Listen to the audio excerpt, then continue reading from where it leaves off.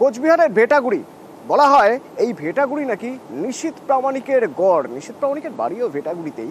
তো এই ভেটাগুড়ির পঞ্চায়েত ছিল বিজেপির দখলে। গতকাল নিশীথ প্রামাণিক লোকসভা ভোটের প্রার্থী হয়েছিলেন বিজেপির হয়ে, তিনি হেরে গিয়েছেন।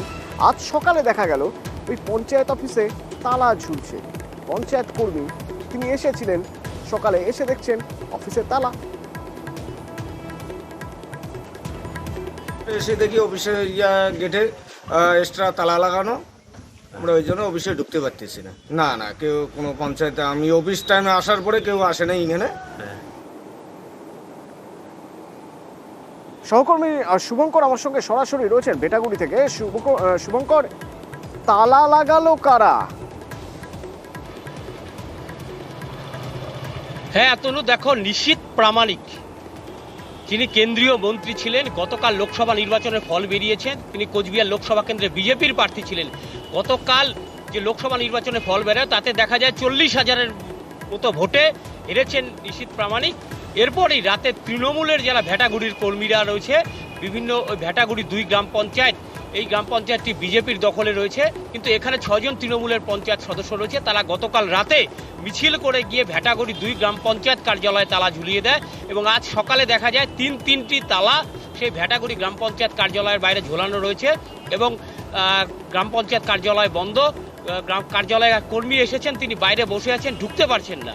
গোটা বিষয়টি নিয়ে এই যে তৃণমূল কেন তালা লাগিয়েছে, তাদের পরিপ্রেক্ষিতে তৃণমূলের যে পঞ্চায়েত, তাদের বক্তব্য গত 1 বছর ধরে এই গ্রাম পঞ্চায়েতে তারা পঞ্চায়েত সদস্য হলেও তাদের গ্রাম পঞ্চায়েতে ঢুকতে দেওয়া হয় না, কোনো উন্নয়নমূলক কাজে সামিল করা হয় না। পাশাপাশি বিজেপির যারা গ্রাম পঞ্চায়েত প্রধান রয়েছে তারা লক্ষ লক্ষ টাকা দুর্নীতি করছে। এছাড়া এই যে ভেটাগুড়ি গ্রাম পঞ্চায়েত, সেই কার্যালয়টি গেরুয়া রং করা হয়েছে, এইসব অভিযোগ তুলেই তারা ওই গ্রাম পঞ্চায়েতটিতে আজ সকালে তালা ঝুলিয়ে দিয়েছে এবং গোটা বিষয়টি নিয়ে কিন্তু শোরগোল পড়ে গিয়েছে ভেটাগুড়িতে। অতনু, ধন্যবাদ।